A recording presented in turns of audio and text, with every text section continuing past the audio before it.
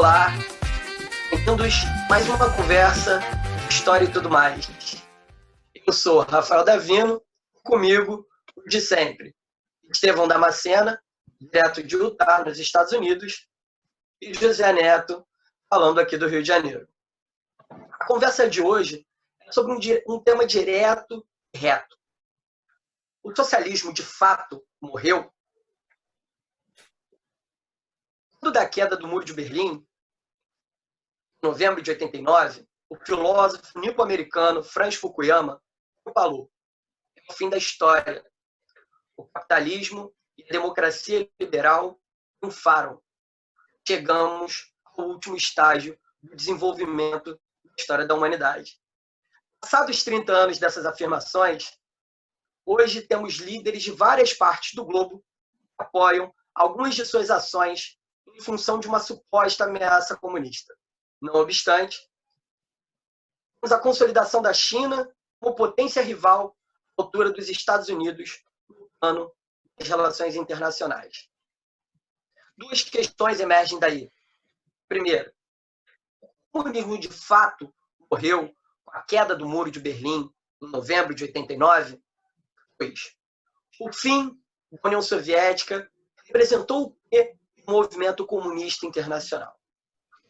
Antes de passar a bola para os meus amigos historiadores, gostaria de lembrar vocês, se vocês gostaram do nosso conteúdo, se vocês se interessaram pelos temas que nós estamos propondo aqui, se inscreva no canal, compartilhe o vídeo, curta, ajude a publicizar, ajude a reproduzir, ajude a difundir as ideias, né? As boas ideias. Esse é o nosso intuito, fazer com que a gente consiga transformar esse mar de informações em conhecimento. Sem mais delongas, eu passo a bola aqui para o meu camarada Neto e pergunto a ele: Neto, o comunismo de fato morreu com a queda do Muro de Berlim? O que você tem a me dizer sobre isso? Olha, Rafael, essa pergunta aí é a pergunta de $1 bilhão, né? Ela não tem uma resposta certa e não tem uma múltipla escolha para a gente poder escolher uma, né? A gente tem várias. Então, eu começo aqui a minha resposta, Rafael, tratando aqui de duas objeções que é para a gente pensar melhor. O primeiro fato que eu acho que é pertinente a gente trazer aqui no vídeo, para o nosso querido ouvinte, é o seguinte: é uma declaração semana passada, se eu não me engano foi na quinta-feira passada, em que o secretário de Estado norte-americano do governo Trump, sobre a crise do coronavírus, ele diz o seguinte: é um risco depender do Partido Comunista Chinês para tanto de nossos recursos, tanto das coisas que precisamos em tempos de crise. Né? Ele está dizendo basicamente o seguinte, né? Que o comunismo não acabou. Ele está dizendo que é um risco os Estados Unidos, o Brasil, os países de orientação capitalista dependerem do Partido Comunista Chinês para ter respirador, para ter máscara, para ter tudo que é necessário para a gente combater o coronavírus. E eu acho que aí entra na segunda pontuação que eu queria fazer, é que aqui no Brasil a gente vive uma briga de Tom e Jerry, né, de Piu-Piu e Frajola. A gente vive uma briga onde dois grupos acusam, né, um ao outro com o tema do comunismo. E, para mim, esses dois grupos eles estão entrando numa seara totalmente fora da lógica do conhecimento. Que, de um lado, nós temos a direita, que sempre utiliza como mecanismo de oposição para taxar a oposição como sendo comunista. Então, a gente tem desde o Lula sendo taxado como comunista até João Dória como sendo comunista, porque esse grupo de direita não gosta. E, por outro lado, quando esses grupos, né, são taxados de comunistas, rotulados pela direita, eles dizem o seguinte: não, o comunismo acabou. Isso aí, as pessoas da direita estão vivendo no mundo da Guerra Fria ainda. Acabou o comunismo. E aí o meu ponto é: Não acabou o comunismo. Quem disse que está enterrado? Quem disse que acabou? Tá?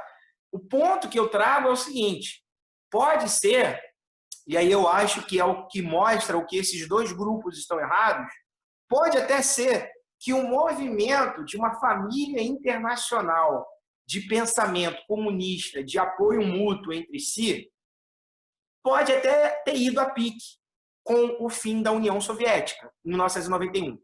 Pode até ter ido, porque quem representava no cenário internacional um apoio logístico, intelectual e um apoio de exemplo, sobretudo, de um país que é uma alternativa ao capitalismo, foi a pique com a União Soviética. Então, eu concordo que, por um lado, não há uma ameaça global do comunismo, porque o seu principal país ideológico faliu em 1991.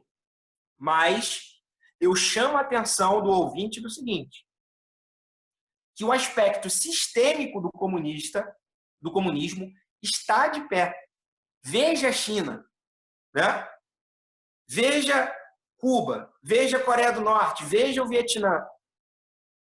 Então, de algum lado, ou melhor, desses dois lados, da direita brasileira e de parte da esquerda brasileira, elas vivem se degladiando como Tom e Jerry, numa briga inútil, que só faz sentido na política, mas não faz sentido nenhum no conhecimento. Então, meu ponto é, meu querido ouvinte, é o seguinte: o comunismo está de pé, muito embora ele não se ofereça como uma ameaça global, porque o principal país difusor da ideologia comunista, que era a União Soviética, se encerrou e hoje é um país conservador na mão de Vladimir Putin.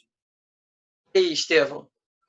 Acho que o Neto colocou algumas questões importantes, mas, em princípio, eu refaço a pergunta do início do nosso bloco. O comunismo, de fato, morreu com a desagregação da União Soviética e com a queda do Muro de Berlim? Olha, professor Rafael, não, o comunismo, aí eu estou muito com o professor Neto, o comunismo está muito vivo. Está mais vivo que o Silvio Santos da rede SBT. Pessoal, é claro que falar sobre o comunismo, de certa forma, é flertar com uma certa aporia, né? Você citou muito bem, professor, o Fukuyama no início, de ele enxergar o fim da União Soviética como, de fato, um evento histórico muito significativo, porque veio a pique, como o Neto falou, veio abaixo, uma das principais representantes do comunismo internacional, e, de fato, a partir dali, nós tivemos no Ocidente, sobretudo, uma transição em massa para as democracias liberais. Bom, para falar sobre o comunismo, professor, gostaria de trazer uma reflexão um pouco mais refinada do ponto de vista teórico. E aí eu vou me utilizar muito do pensamento do historiador britânico Ark Brown, que ele vai escrever vários artigos, vários livros sobre o comunismo, a sua ascensão e a sua queda. Pelo menos existem dois significados sobre o comunismo. Um é o comunismo com C minúsculo, o outro é o comunismo com C maiúsculo. Veja bem, o comunismo com C minúsculo, ele representa, de certa forma, um certo sonho, uma projeção, no limite até uma utopia de grupos sociais, que anseiam em ver uma sociedade mais igualitária, mais justa do ponto de vista social, em que a distância entre ricos e pobres seja atenuada, diminuída. E esse tipo de comunismo, um pouco mais do anseio, ele está presente, ele está disseminado na nossa sociedade, através das nossas ações de caridade, através das ONGs, através de partidos políticos. O ponto fundamental, professor, e os nossos ouvintes, é discutir o comunismo com C maiúsculo. E esse, sim, dá muito pano para manga. Porque o comunismo com C maiúsculo representa as experiências concretas dos estados que se autoproclamaram como tal. E aí, a sua introdução foi muito assertiva, a União Soviética foi o principal representante de tudo isso. Vejamos, que fisionomia tinha, do ponto de vista, para a gente entender o comunismo, esse comunismo com C maiúsculo, que fisionomia tinha essa União Soviética? Eu elencaria, e aí eu estou dialogando com uma certa historiografia, que tem 2 pontos fundamentais para entender esse comunismo, para dar fisionomia a ele. Ponto 1, e aí é ponto de vista econômico, ele se baseia na expropriação da propriedade privada e nacionalização da economia, com planificação e controle de preços, ou seja, nós estamos falando de uma economia totalmente estatizante. Ponto 2, do ponto de vista político, centralização do poder na mão da burocracia do Partido Comunista, autorrepresentante da ditadura do proletariado. Então, essas são as características elementares para a gente entender o que é comunismo. Posto isso, professor, de que maneira essas características se relacionam com os países que nós temos hoje que se auto-intitulam comunistas? Um monte. Olha, vamos usar o caso da China, claro que nós vamos falar um pouco mais sobre ela nos próximos blocos, ou nas próximas perguntas, mas no caso da China e também do Vietnã, o ponto 1, que é a questão econômica, eles reformaram por completo. Aquele modelo disfuncional de economia da União Soviética, eles implodiram. Tanto a China quanto o Vietnã hoje são economias integralmente capitalistas. Se abriram à economia de mercado, inclusive com um capitalismo muito agressivo, com comercialização com vários outros estados. Mas, e aí eu concordo com o Neto, do ponto de vista político, esses países não, entre aspas, se liberalizaram. Eles continuam com o poder político na mão do Partido Comunista, e isso é um indício de que o comunismo ele não morreu, ele está vivo, porque esses países agem como tal. Interessante. Você quer colocar mais alguma coisa, Neto, em função da resposta do Estevão? Olha, assim, eu acho que isso aqui vai ser um debate que pode durar aí um mês inteiro, 24 horas por dia gravado, né? Assim, eu discordo de alguns pontos aqui do Estevão, quando ele fala de uma explicação que ela, de tanto ser repetida por alguns intelectuais, ela hoje acaba que virou um senso comum de um cidadão mediamente instruído, que é pensar na China em relação à abertura da sua economia e o fechamento da sua política, ou seja, como se a reforma econômica mudou a economia da China e a política permaneceu a mesma. Eu acho que isso daqui é um tema que ela, como eu disse, ela já está quase como um senso comum entre as pessoas instruídas. Só que eu vou trazer aqui elementos mais tarde que a gente pode pensar isso de uma maneira distinta. Tá? O que eu queria falar, Rafael, assim, enfatizar muito bem aqui na minha fala, é o seguinte, é que em termos de política e economia comunista, nós temos algumas unidades de países no meio de 200 países. Posso destacar aqui a China, posso destacar a Coreia do Norte, posso destacar Cuba, posso destacar o Vietnã e também alguns outros satélites. Mas eu volto a dizer, principalmente para a direita brasileira, é o seguinte: o movimento comunista, da forma que nós vimos, como sendo uma disputa de sistema, capitalismo versus comunismo, a nível internacional, nós não temos mais porque a União Soviética acabou.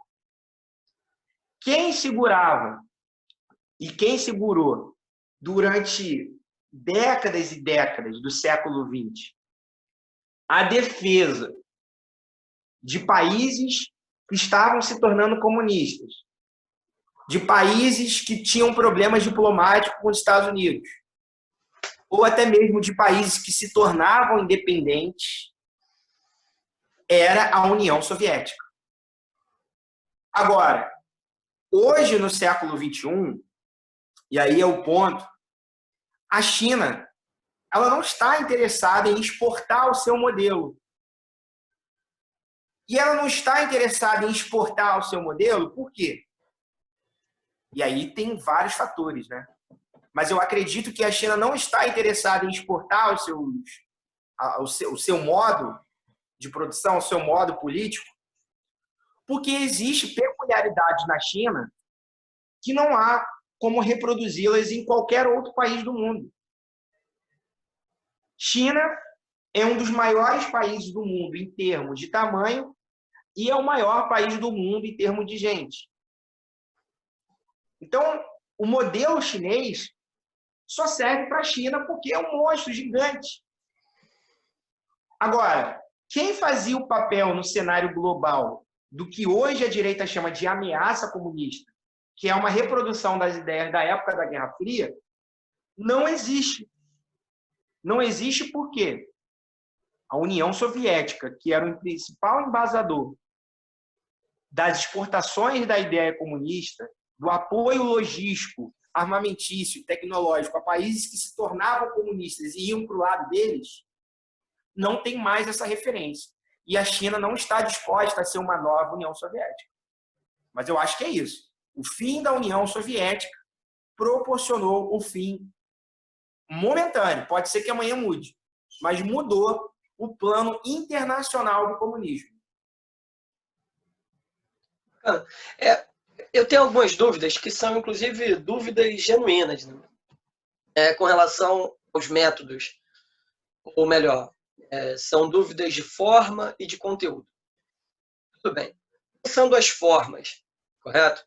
Independente das especificidades de cada espaço e cada tempo. Eu gostaria de perguntar ao Estevão, de acordo com o que ele explicou, entre uma combinação, uma síntese de um modelo econômico, uma estrutura política, né? Um modelo econômico aberto, uma estrutura política fechada, e isso em tese, e aí se eu estiver errado da sua resposta, você me corrija, por favor, isso em tese representaria a estrutura do comunismo a nível internacional. Isso teria se reproduzido, por exemplo, em alguma medida, na União Soviética, especialmente no período da nova política econômica, já no período da Glasnost, da perestroika. Isso seria também uma tônica na estrutura chinesa. Eu queria perguntar a você, Estevão, pensando a partir dessas duas estruturas, o que diferiria, então, a China de países que igualmente têm a sua economia aberta e a sua política fechada, mas nem de longe se autodenominam comunistas, como Irã, como Arábia Saudita, como Emirados Árabes e por aí vai? Perfeito. Olha, Rafael, a resposta até é um pouco simples pelos dois fatores que eu já até citei, né? Esses países não têm um partido auto-intitulado comunista e que segue as orientações que seus próprios teóricos ao longo do século XIX e XX falaram. Acho que o principal deles foi Lenin. Se você olhar a orientação do Partido Comunista da China, eles se auto-intitulam ainda como os principais catalisadores de avançar com essas ideias. E acho que entre uma míriade de posições políticas que o Partido Comunista na China pode apontar, a principal delas é continuar com aquela visão ideal da ditadura do proletariado, que no limite aponta para uma coletivização da sociedade frente à individualização. Então, é nesse sentido que eles se diferem muito do Ocidente. O ponto fundamental, e aí eu já queria dialogar um pouco com o professor Neto, é que a União Soviética, pessoal, já veio se reformando a partir da década de 80 até cair em 1991. Então, essa linha um pouco mais dura que eu estava citando, do próprio Lenin, do próprio Stalin, já foi reformada e já foi repensada na década de 80 entre membros do próprio partido. Lembremos, o Mikhail Gorbachev, Rafael, que você citou, o principal agente dessas reformas de cunho econômico e de cunho político, ele vinha de uma linha mais moderada do partido. Então, a União Soviética já se reformou na medida em que já projetou o seu próprio tempo de que eram necessárias essas mudanças. O modelo econômico, para mim, foi o mais gritante, que é um modelo disfuncional de economia que, infelizmente, não estava dando certo. Não deu certo nem para a União Soviética, não estava dando certo para a China, não estava dando certo para nenhum país que se intitulava comunista. Tanto que as reformas econômicas, professor Rafael, foram vistas não só na União Soviética, com a perestroika, com toda a reestruturação, mas você teve uma reforma econômica na China e no Vietnã. Ou seja, se a União Soviética teve uma reforma até um pouco mais moderada na economia, esses países vão verticalizá-las, vão se auto-intitular capitalistas. Lembremos, a economia da China hoje compete com a dos Estados Unidos, e a economia do Vietnã já é a quinta maior do Oriente. Agora, respondendo a sua pergunta, por que eu acho que esses países continuam sendo comunistas? Volto ao meu início. Existe uma orientação de um partido único que aparelha o poder político e que continua com essa projeção da ditadura do proletariado e que, no limite, abre um espectro de coletivização das práticas que vai minando as suas liberdades civis. E aí, pessoal, assim nós encerramos o nosso primeiro bloco. Agora a gente vai para um intervalo e volta no próximo bloco tentando entender quais são as conexões entre a China e o movimento comunista internacional. Não saia daí, se inscreva no canal, faça os seus comentários, curta, compartilhe com os amigos. É isso.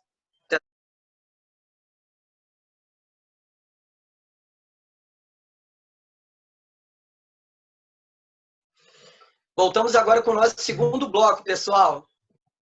Qual é a pergunta norteadora, o vetor aqui do nosso segundo bloco? Eu queria passar aqui a bola para os meus amigos Neto e Estevão, tendo um questionamento. Qual é o cenário, ou melhor, quais são as conexões entre a China e o movimento comunista internacional? Eu queria saber de vocês aí como é que vocês articulam esse contexto, como vocês articulam essa questão. Eu vou passar aqui, agora invertendo a ordem, vou passar a bola aqui para o nosso camarada Estevão. Então, professor Rafael, eu vejo com muita preocupação, para ser bem sincero contigo. Existe, basicamente, uma leitura dentro da historiografia que sempre, ou pelo menos acreditava que, conforme uma sociedade capitalista ela se desenvolve, essa mesma sociedade pede e anseia uma democracia liberal.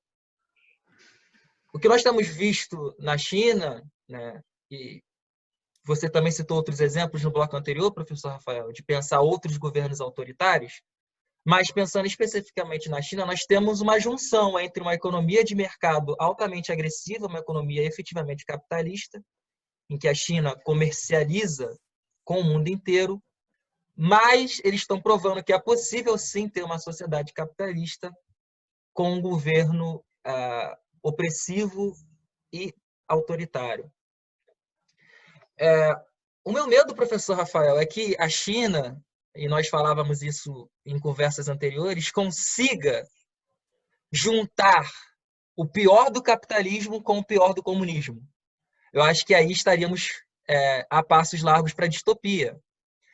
Veja, pessoal, a China hoje, junto dos Estados Unidos, é um dos países que mais agridem o meio ambiente nessa corrida desenfreada pelo desenvolvimentismo, para manter uma cultura de consumo no mundo. Então, o ambiente está sendo altamente afetado por esse capitalismo até extremo.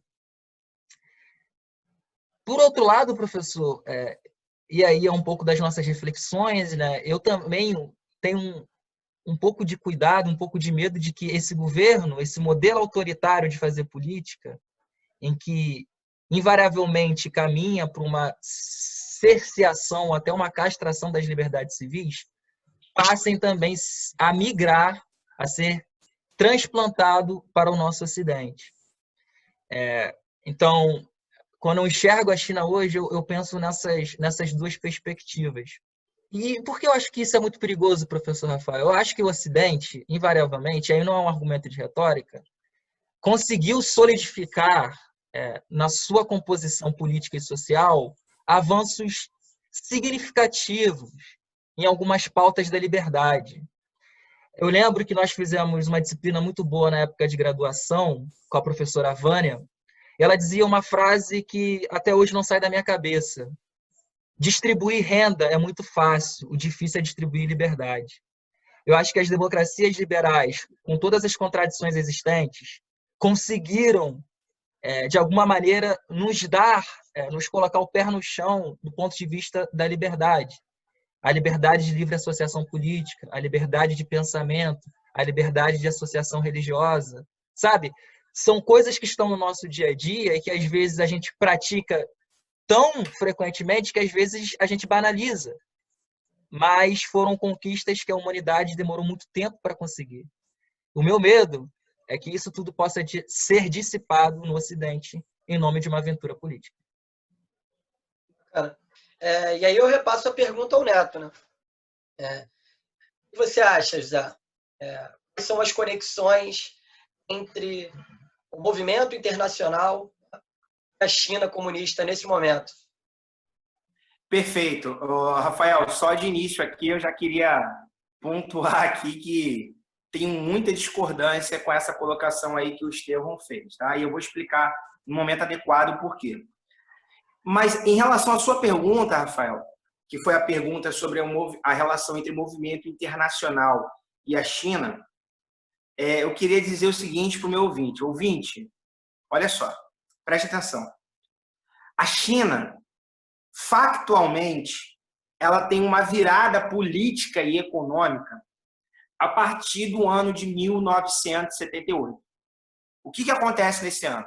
Em 1978, um cara chamado Deng Xiaoping, que era um cara que participou da Revolução Chinesa e que durante a Revolução Cultural ele foi preso, ele era opositor ao Mao Zedong, ele assume o poder na China.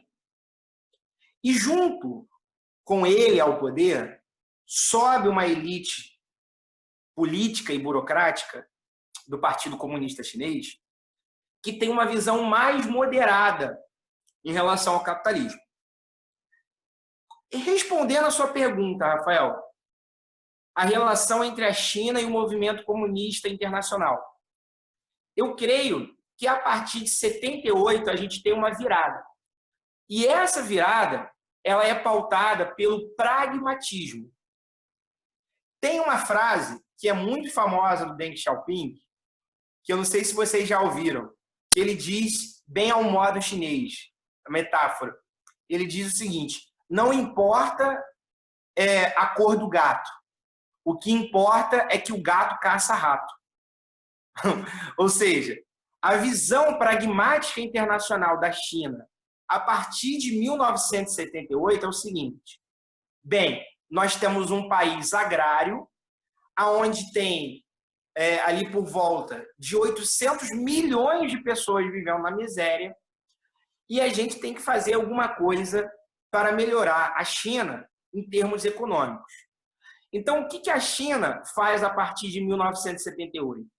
Ela adere a alguns princípios, sobretudo inspirados nos chamados tigres asiáticos, Coreia do Sul, né, Hong Kong, Taiwan,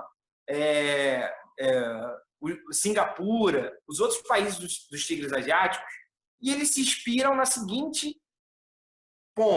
ponto. Eles abrem, de alguma maneira controlada pelo Estado, a sua economia, a economia de mercado global. Agora, em relação à pergunta, como você disse, em relação ao movimento internacional comunista, a China ela adota um pragmatismo. Pragmatismo em que sentido? Se ela tiver que se apoiar, lidar comercialmente com os Estados Unidos, que tem uma ideologia totalmente diferente, dana-se. O que importa é que os investimentos norte-americanos vão chegar na China e vão modernizar a China. Então, o que guia a política internacional a partir de 1978 na China não é um idealismo de exportar o seu modelo ideológico, econômico e político para o resto do mundo, mas sim há uma ótica, uma visão a partir de 1978 na China, com Deng Xiaoping, em que eles tentam ter um objetivo claro, desenvolver a China, e nem que para que seja necessário desenvolver a China, a gente tenha que negociar com os Estados Unidos, com a Europa, com o Brasil. E isso é uma política que, de alguma forma, até hoje norteia a China. A gente tem visto aí inúmeras declarações do filho do presidente, né, aqui no Brasil em 2020, né, o filho do Bolsonaro. Temos visto declarações do ministro da Educação atacando a China. Mas qual é a resposta da China? É falar assim, não, vamos cortar relações diplomáticas com o Brasil? Não. Eles têm uma relação pragmática econômica com o Brasil, nos seus próprios objetivos, nos seus próprios termos, e não importa muito se o presidente do Brasil ele ataca o socialismo, se ele fala mal da Venezuela, se ele fala mal da China, deles próprios. Então, eles adotam uma perspectiva de interesse puramente econômico. Então, ou seja, a China, no cenário internacional, ela não quer exportar o seu modelo econômico, político e cultural. Ela não é como a União Soviética, que oferecia um espelho do capitalismo, como uma proposta diferenciada. É totalmente diferente. Então, no cenário internacional, em termos de comunismo, a China ela não oferece ameaça. O que você acha disso, Estevão? Você, de fato, a China não oferece ameaça político, ideológica, cultural ao Ocidente? Professor Rafael, até concordo com o professor Neto de que o modelo chinês é bastante pragmático, não tem aquela romantização dos primeiros comunistas da União Soviética de exportar a revolução por todo mundo, de fazer um mundo comunista. Concorda que a China tem realmente uma preocupação consigo e é muito pragmática nas suas relações? Mas aí eu volto ao meu ponto anterior, eu acho que uma vez que a China consegue trabalhar esse sucesso econômico que está conseguindo lograr até agora, de um capitalismo forte, com uma economia de mercado forte, lembremos que a China, desde as reformas, Neto, que você citou, da final da década de 70, em que a economia passa a ser liberalizada, já tirou meio bilhão de pessoas da linha da pobreza. Exatamente. Então, os sucessos da economia de mercado na China têm sido uma constante. O meu medo, né, professor, é que eu tenho uma preocupação com o capitalismo selvagem da China, já disse. Uma das pautas que eu comungo com a esquerda é a questão ambiental. E eu acredito que sim, o Estado deve criar certos mecanismos de cerceio ao mundo do capital para não agredir o planeta como tem agredido. Mas o meu receio é a questão política, de que países do Ocidente passam a olhar para a China e enxergá-la como um modelo. Só para dar um exemplo muito claro, não sei se vocês acompanharam ano passado uma comissão da Câmara, uma comissão da Câmara Federal foi colocada para ir para a China para estudarem os mecanismos dele de vigilância através de câmeras.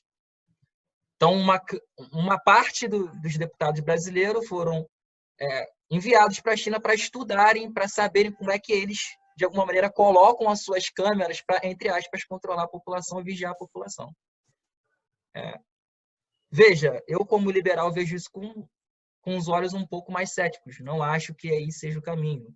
Volto a dizer, as liberdades civis que nós, enquanto Ocidente, conquistamos, elas não podem ser banalizadas e elas têm risco, sim, de serem dissipadas. Entendi. Eu acharia interessante focar num ponto que o Neto coloca, é muito interessante. De um lado, nós temos um sistema político que se autodenomina comunista. Eu lembro muito uma frase de militante, né? Ninguém é militante por autodenominação. Isso aqui eu só jogo para para vocês, e ao mesmo tempo nós temos uma linha pragmática. Paralelo a isso, nós temos um momento no mundo onde, por exemplo, o economista Thomas Piketty escreve um livro chamado O Capital no Século XXI, que mostra o quê? O aumento exponencial da desigualdade, o aumento exponencial da concentração de renda. Nós estaríamos fabricando uma nova sociedade de castas, através da concentração de rendas e do consumo de recursos que deveriam estar disponíveis para o grosso da população. Então, Neto, eu queria jogar essa pergunta para você. Nesse sentido, pensando no pragmatismo da China, onde ela se preocupa muito mais com o seu país e alimentar a sua própria população, e ao mesmo tempo o crescimento das desigualdades, da concentração de renda, a questão fundamental é o mundo, o movimento comunista internacional, o socialista internacional, não tem mais uma referência no sentido de tentar diminuir, atenuar essas desigualdades e atenuar essas concentrações de renda? Exatamente. Boa pergunta. Eu acho que, assim, em termos de possibilidade da esquerda atual de combater esses números, a gente tem receitas utilizadas aí desde o século XX, por exemplo, como, né, a teoria keynesiana, né, de intervenção do Estado. Mas, assim, eu acho que um ponto que eu quero deixar muito claro ao meu ouvinte, ao nosso ouvinte, é o aspecto da política e economia na China. Olha só, eu divirjo aqui do Estevão quando ele fala de que a China ela se abre para o mercado de uma maneira acrítica. Ela é como se fosse um capitalismo. É óbvio que eu não sou o senhor da razão e a gente não tem como testar isso em laboratório. Então, eu separei aqui para vocês duas vertentes de interpretação hoje historiográfica sobre a China. Nós temos uma maneira, e o problema é o mesmo, é enxergar que a China é um país, perguntar, né? A China é um país comunista? Em que sentido a abertura econômica não torna a China capitalista em termos mercadológicos? E aí tem duas vertentes que eu vou apresentar aqui para vocês que elas divergem sobre essa resposta. A primeira é uma que também é plausível, que ela trata do seguinte termo, um conceito que é o capitalismo chinês, ou seja, existe o capitalismo ocidental, liberal ou estatista, como nós temos no keynesianismo, no Ocidente, e por outro lado nós temos o modelo do capitalismo chinês. Eu não concordo muito com esse. O que eu concordo mais é com o segundo, que diz que a China é um país de uma economia socialista. Eu sei que isso pode parecer muito contraditório, mas eu vou apresentar aqui alguns elementos para vocês. Como eu estava dizendo ali no primeiro bloco, as pessoas, os comentaristas de economia, o professor de geografia na escola, os livros didáticos, enfim, o senso comum de uma pessoa instruída é de que, foi como disse o Estevão, a partir de 78, a China se abre economicamente e ela se fecha politicamente. Mas eu quero convidar o ouvinte a pensar de uma maneira, não dessa maneira simplória. Eu quero fazer com que o ouvinte pense da seguinte maneira, é que a China, ela, dentro de uma lógica a longo prazo, ela permanece como comunista. Em que eu quero dizer isso? Por exemplo, quando o Deng Xiaoping ele abre o mercado chinês, ele faz um documento que é histórico, que ele diz em 1978, que são os famosos 4 princípios cardeais. Se você digitar isso no Google, você vê. Quais são os 4 princípios cardeais do Deng Xiaoping? Primeiro, é que a China deve defender o caminho socialista. O segundo, defender a ditadura democrática do povo. Terceiro, a liderança incontestável do Partido Comunista. E 4, defender o maoísmo e o marxismo-leninismo. No mesmo ano em que a China ela se abre, como disse o Estevão, para o mercado, de alguma maneira, ela, por outro lado, ela aponta o recrudescimento, pelo menos oficial, do comunismo. E o ponto que eu trago para os meus ouvintes, que eu acho que faz sentido da gente pensar como se é nessa abertura, a partir de um ponto de vista de uma ditadura do proletariado, a partir de um ponto de vista de um partido comunista, são alguns fatos da China. Me permite só tomar só esse tempinho, só para esclarecer isso para o ouvinte. Por exemplo, na China de hoje, olha como que a ideologia comunista, ela, de alguma forma, comanda a política, e não é o contrário. Não é a economia que comanda a política, mas é a política ideológica que comanda a economia. Na China de hoje, nós temos uma diferença entre posse e propriedade. O que quer dizer isso? Um cara que é um empresário norte-americano, ele pode montar uma fábrica na China? Pode.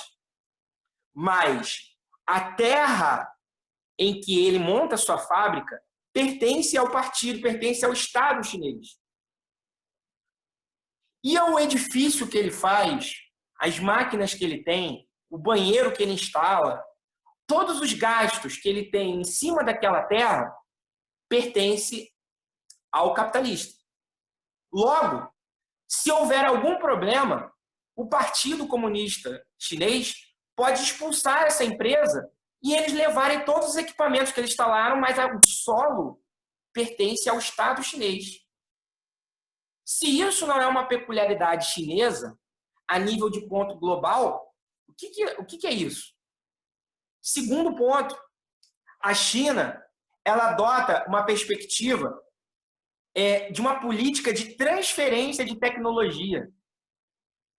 O que a China faz a partir do seu partido político comunista? Diz o seguinte, olha, você que é um empresário francês e quer instalar uma fábrica da Renault aqui na China, pode? Pode. Só tem um porém. Você vai ter que contar todo o segredo tecnológico de fazer o seu carro aqui na China. Bem, o Brasil, que é um país de economia capitalista, não impõe essa condição de troca tecnológica para vir instalar uma fábrica da Renault no Brasil. Mas a China impõe, e impõe por quê? Por conta de um pensamento político, ideológico, que é o comunismo. Ou seja, a pessoa vem com a tecnologia de fora, lucra aqui dentro, e não vai deixar nada de bom, efetivo para o país, não. Você vai contar o seu segredo de como você consegue fabricar um carro e as nossas universidades na China vão explorar isso daí e mais tarde, quem sabe, a gente montar uma empresa para competir com você. Ou seja, tem vários outros elementos, mas para encerrar, é isso. A China não é um país capitalista. A China não é como um país capitalista qualquer no Ocidente, como Estados Unidos, Brasil, França ou qualquer outro país. A China tem uma peculiaridade. E essa peculiaridade, para mim, se chama comunismo. Interessante a gente perceber algumas nuances que se introduzem. Se eu entendo bem, o Neto coloca isso, né? Temos comunismo, temos um sistema comunista, um regime, uma estrutura política própria, uma estrutura econômica própria. Até aqui nós elucidamos de maneira razoavelmente satisfatória como se dá essa estrutura econômica. Parece que a gente tem uma dificuldade em elucidar os elementos fundamentais da estrutura política. Por exemplo, combinação da filosofia confucionista. Por exemplo, o Neto, ele se atém bastante ao período do Deng Xiaoping, mas é necessário destacar boa parte das diretrizes políticas do Partido Comunista Chinês mudaram no 19º Congresso. A gente não vai ter tempo hábil para abordar isso aqui. Mas eu termino a nossa conversa de hoje perguntando para o Estevão, de que maneira o sistema político o sistema econômico chinês ameaçam os governos de extrema-direita. Professor Rafael, de fato, há um certo alarmismo dos governos de extrema-direita de enxergar o crescimento da China como uma ameaça ao que eu estava dizendo, dos valores ocidentais que foram construídos ao longo da modernidade, entre elas são as liberdades civis, né? Ou seja, o sistema político comunista da China ameaça a todo momento um valor que é crucial para o Ocidente, que é a liberdade individual que foi projetada a partir de Locke, né? Só que o grande problema da extrema-direita é que eles tomam um pouco a nuvem por Juno. Querem combater isso amplificando o aparelho estatal para criar uma certa dizimação desses comunistas que estão aí infiltrados. Ou seja, é um pouco do modus operandi que o próprio fascismo operou. Ou seja, vamos se aparelhar dos aparelhos repressivos do Estado e vamos dizimar esses caras. Dizimar aí entre aspas, né? Então é nesse sentido que a extrema-direita operacionaliza o seu modus operandi para, entre aspas, frear o comunismo. E eu, particularmente, sou totalmente contra isso, né? Eu gostaria de voltar, professor Rafael, rapidamente, sem me estender muito a alguns pontos que o professor Neto colocou. Olha, Neto, se a gente ficar discutindo aqui os conceitos puros, né, o que é capitalismo na sua essência, o que é comunismo na sua essência, a gente vai ficar numa aporia. Porque nós estamos falando não de palavras, estamos falando de conceitos. E conceitos são, na sua essência, polissêmicos. Então, capitalismo, os países se apropriam e manifestam o capitalismo de maneira diferente nos tempos históricos diferentes. Então, é claro que o capitalismo chinês tem as suas peculiaridades, né? E muito ligada ao sistema político que é o comunismo. Mas um ponto interessante, Neto, para a gente pensar, o presidente Trump, ano passado, criou uma birra política com a China, de justamente ir nesse teu argumento, Neto, do perigo do Partido Comunista controlar a economia, e ele falou justamente o que você está dizendo. Olha, o grande perigo agora de nós darmos a nossa tecnologia 5G, que é a nova tecnologia de transmissão de dados, com torres, transmissão, para uma empresa chinesa, que é a Huawei, a gente não sabe como é a relação dessa empresa com o próprio partido. Será que é uma relação liberal? Será que a empresa não vai transmitir esses dados de tecnologia para o próprio partido? Bom, o governo comunista chinês deu uma nota dizendo, olha, as empresas na China, elas têm total autonomia. Elas operacionalizam a partir da sua própria propriedade e o governo chinês não tem a prerrogativa de saber o que se passa lá. Concordo com o Neto, é uma relação muito tênue, não dá para a gente criar um campo absoluto aqui. O que a gente sabe é que, embora há uma prerrogativa liberal da operacionalização das empresas na China, nós sabemos que os acionistas delas, boa parte, fazem parte do próprio Partido Comunista, né? Então, cria um certo problema para a gente analisar e é nesse sentido que a gente tem que entender o fenômeno, né? Voltando à minha tese, eu vejo a ascensão da China na sua conjuntura econômica, capitalista de uma economia de mercado selvagem e um autoritarismo do sistema político como uma ameaça ao próprio Ocidente. Com essa exposição, com essa intervenção do Estevão, a gente vai terminando a nossa conversa de hoje.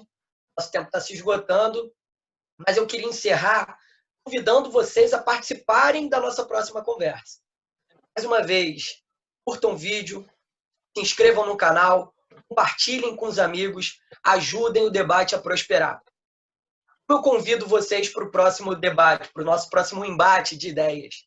A China, hoje, modelo político muito mais pautado no pragmatismo, muito mais preocupada com a sua população interna, ou seja, com seus próprios cidadãos, qual seria, por sua vez, o futuro da esquerda internacional? porque parece que nós temos uma crise de referências. Então, a partindo dessa ideia, função da queda da União Soviética e de que a China é muito mais preocupada com seu pragmatismo, e tentamos buscar compreender o futuro do movimento socialista internacional. Nós nos vemos no próximo episódio. Até lá.